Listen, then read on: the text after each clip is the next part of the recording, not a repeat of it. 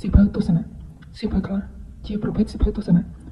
គឺជាដំណើរនៃការយល់ឃើញគឺតែងស្ថិតនៅចន្លោះរវាងខុសនិងត្រូវគឺតែងនៅលាយឡំជាមួយគ្នាជានិច្ចតែអ្វីដែលសំខាន់បំផុតគឺកលៈទេសៈជាក់ស្ដែងឬស្ថានភាពជាក់ស្ដែងគំនិតឬទស្សនៈល្អត្រឹមត្រូវតែបើប្រើខុសស្ថានភាពឬខុសកលៈទេសៈគឺស្មើនឹងមិនបានផលល្អហើយទស្សនៈខុសតែបើយកទៅប្រើត្រូវស្ថានភាពឬត្រូវកលៈទេសៈគឺស្មើនឹងបានផលល្អទស្សនៈខ្លះវាត្រឹមត្រូវតែក្នុងកលៈទេសៈនេះតែវាប្រហែលជាអាចប្រើបានការនៅពេលក្រោយបើទោះបីជាយល់ថាខុសឬត្រឹមត្រូវក៏ដោយតែសូមលោកអ្នកមេត្តាកុំធ្វើកញ្ចក់នៃគំនិតអ្នកនិពន្ធណាឬជាកញ្ចក់នៃគំនិតទស្សនវិទូណាឬជាកញ្ចក់នៃគំនិតរបស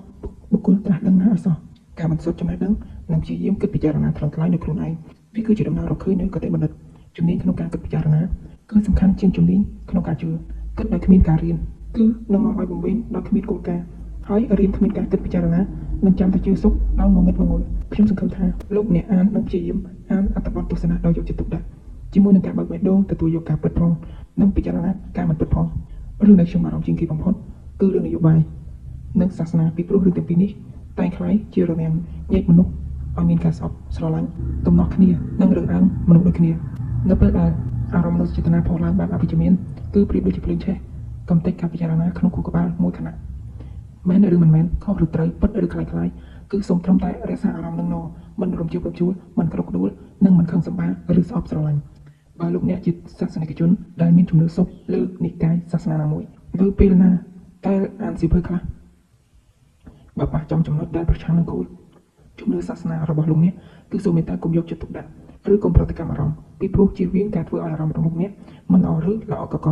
បើលោកអ្នកមាននិកាយនយោបាយលើបកណាមួយនៅពេលដែលអានប៉ះចំគំនិតដែលប្រឆាំងនឹងនិកាយនយោបាយផ្ទាល់របស់លោកអ្នកគឺសូមមេត្តាកុំប្រតិកម្មអារម្មណ៍ដូចគ្នាដែរក្នុងខណៈពេលអានបើលោកអ្នកពុំយល់ខ្លឹមសារណាមួយសោះពីអត្ថន័យតែយ៉ាងហោចណាស់ក៏គួរតែស្វែងរកឃ្លាឬប្រយោគដែលងាយស្រួលអាចយល់បានមិនថាមួយឃ្លាឬពីរឃ្លាទេពីព្រោះបើធ្វើបែបនេះគឺដើម្បីជៀសវាងការអានរំលងទំព័រណាមួយដោយពុំយល់អត្ថន័យអ្វីសោះពីសៀវភៅតាមបទពិសោធន៍ខ្ញុំផ្ទាល់សៀវភៅខ្លះខ្ញុំចំណាយពេលអានមួយឆ្នាំទើបអាចយល់បានពីព្រោះពេលខ្លះខ្ញុំយល់ថាចំណេះដឹងរបស់ខ្ញុំនៅមានកម្រិតដែលជាបុព្វហេតុអាចឲ្យខ្ញុំពិបាកយល់នៅអ្វីដែលខ្ញុំមិនធ្លាប់បានយល់ពីមុនប៉ុន្តែឲ្យតែមានការព្យាយាមតាំងចិត្តខ្ពស់មិនថាអត្ថន័យឬឃ្លាប្រយោគពិបាកប៉ុណ្ណាទេគឺគ្រប់យ៉ាងសុទ្ធតែអាចទៅរួចទាំងអស់បើលោកអ្នកយល់ថាមានទស្សនៈខ្លះល្អឬគំនិតខ្លះគួរតែពិចារណានិងមានប្រយោជន៍លោកអ្នកគួរតែប្រឹងអានម្ដងហើយម្ដងទៀតដើម្បីជាការចងចាំនិងអាចពង្រីកគំនិតនេះឬគំនិតនោះទៅតាមរបៀបមួយផ្សេងទៀតគំនិតទស្សនៈមនុស្សខ្លះនៅជាប់គាំងនឹងទស្សនៈទោះជាទស្សនៈនោះគ្មានមូលដ្ឋាននៃការពិសោធន៍ច្បាស់លាស់ក៏ដោយគំនិតដែលលើកឡើងនេះគឺជាការពិចារណាតាមផ្លូវចិត្តវិញ្ញាណប៉ុណ្ណោះអ្វីៗវាតែកើតឡើងដោយសារតែចិត្តហើយចំណេះដឹងផ្នែកតក្កវិទ្យាគឺជាអ្នកបម្រើរបស់ចិត្តយើងពុំចាំបាច់ឆ្ងល់ថាតើអ្នកចេះដឹងក្នុងកម្រិតនេះនឹងប្រតិកម្មសកម្មភាពអ្វីឬជាមនុស្សល្អឬអាក្រក់ឡើយអ្វីដែលយើងអាចដឹងបានគឺត្រូវស្ទង់មើលចិត្តបុគ្គលនោះថាមានចិត្តល្អឬមានចិត្តមិនល្អនេះជាសច្ចភាពមួយដែលអាចនិយាយបានថាចេតនាខាងក្នុងចិត្តល្អគឺយកចំណេះដឹងមកប្រើក្នុងផ្លូវល្អតែចិត្តមិនល្អគឺនឹងដឹកនាំមនុស្សឲ្យសាងអាក្រក់បំពេញតណ្ហានិងអាត្មានិយមខ្ញុំនឹងដាក់សំណួរចោទបំផុសគំនិតបន្ថែមតែមុននឹងសួរខ្ញុំចង់បង្ហាញភាពខុសគ្នាខ្លះៗរវាងផ្នត់គំនិតបច្ចឹមប្រទេសនិងគំនិតអាស៊ីទស្សនវិទូក្រិកបុរាណអារីស្តូតលើកឡើងថាគតិបណ្ឌិតកើតចេញពីចម្ងល់ពាក្យគតិបណ្ឌិតគឺអាចមានមនុស្សប្រើជាច្រើនតែមិនមែនគ្រប់គ្នាអាចយល់ពីវាបានទេជាពិសេសអ្នកគ្មានចំណេះដឹងខាងផ្នែកសាសនាឬចិត្តវិញ្ញាណខ្ញុំតែងតែជាប់ចិត្តនឹងទស្សនវិជ្ជាឥណ្ឌាជាពិសេសគម្ពីរសំខាន់របស់ឥណ្ឌាជាធម្មតាមនុស្សយើងអាចមានចំណេះដឹងច្រើនតែគតិបណ្ឌិតមិនមែនគ្រប់គ្នាមានឡើយត្បិតបើចំណេះដឹងមិនជ្រាបជាចរិតទេឬបើយើងពុំមែនជាបុគ្គលបានពិសោធន៍គំនិតឬពុំមែនជាបុគ្គលស្ងប់ស្ងាត់ចំណេះដឹងទោះចង់ចេះប៉ុណ្ណាក៏បានដែរត្បិតដែនកំណត់នៃខួរក្បាលរបស់មនុស្សក៏មិនអន់ប៉ុន្មានដែរអ្នកប្រាជ្ញវិទូ Albert Einstein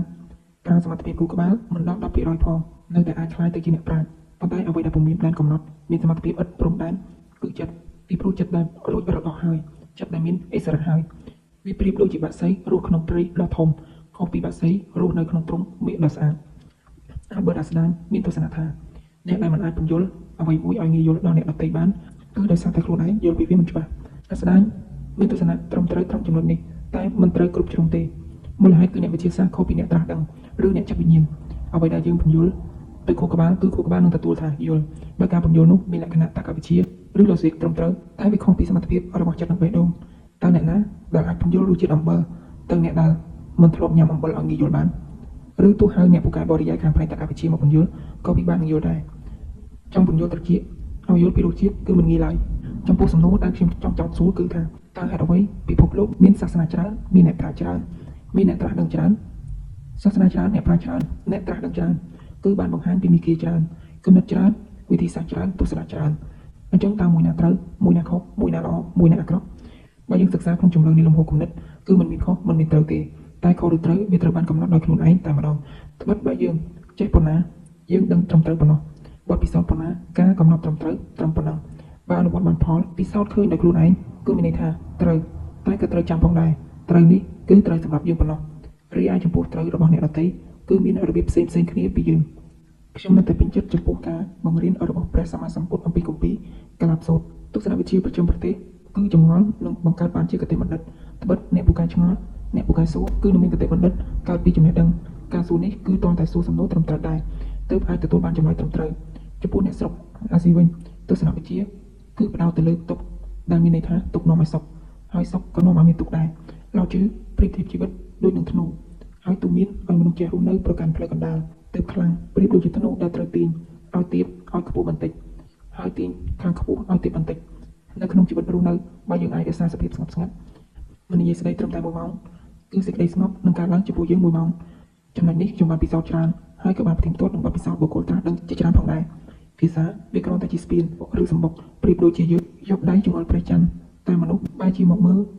ដៃរបស់យើងដោយពុំយកភ្នែកមើលព្រះច័ន្ទដែលយើងចង់បង្ហាញប្រាប់សោះអ្នកខ្លះជាប់ជំពាក់នឹងភាសាដោយមិនចូលជ្រៅក្នុងខ្លឹមសារឡើយឧទាហរណ៍អំពីការសរសេរអត្ថបទក៏អញ្ចឹងដែរយើងអាចប្រើប្រាស់ពាក្យកាព្យឬពាក្យរាយដើម្បីប្រាប់ពីខ្លឹមសារទៅអ្នកអានតែមធ្យោបាយនៃការប្រើប្រាស់ពាក្យកាព្យឬពាក្យរាយនេះបើសិនជាគ្មានចំណេះដឹងឬមិនចេះខ្លឹមសារឬមិនយល់ស៊ីជម្រៅក្នុងខ្លឹមសារទេគឺមិនអាចផ្ដល់ប្រយោជន៍ដល់អ្នកអានទេបុព្វបុរសខ្មែរយើងបានជ្រើសរើសយកការចារឹកផ្នត់គំនិតឬព្រឹត្តិការណ៍អតីតកាលដែលបានកើតឡើងនៅលើផ្ទាំងศิលាបង្ហាញអំពីខ្លឹមសារដ៏យូរលង់ត្បិតវិធីនេះគឺជាវិធីរាយរាប់លើខ្លឹមសារប្រាប់ដល់កូនចៅជំនាន់ក្រោយអញ្ចឹងហើយទើបខ្ញុំមានទស្សនៈថាអ្នកនិពន្ធបើមិនអានច្រើនឬបើមិនស្រាវជ្រាវច្រើនទេគឺពូកែប្រើតែវោហារសាស្ត្រពាក្យពេចន៍ប៉ុណ្ណោះតែនឹងខ្វះខ្លឹមសារនេះវាកើតឡើងទៅបានលុះត្រាណាតែយើងមានចំណេះដឹងច្រើនមានបទពិសោធន៍ច្រើននិងរៀនសូត្របានច្រើ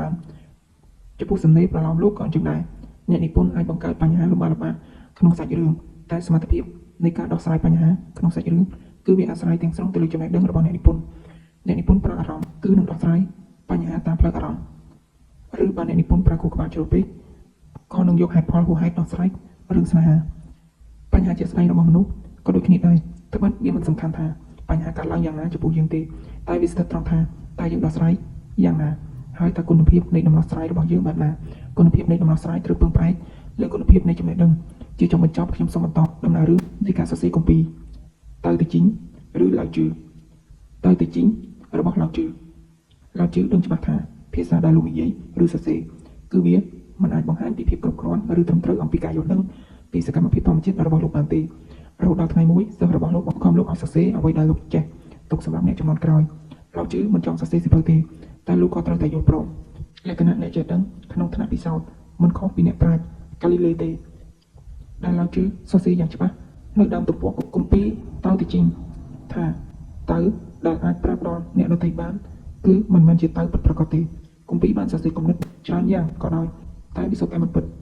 និងคล้ายៗដោយសារតែសម្បកត្បិតការពិតដែលអមតៈគឺមិនមានរូបរាងតាមការនិមិត្តដូចមនុស្សឆ្លាក់រូបព្រះឡើយ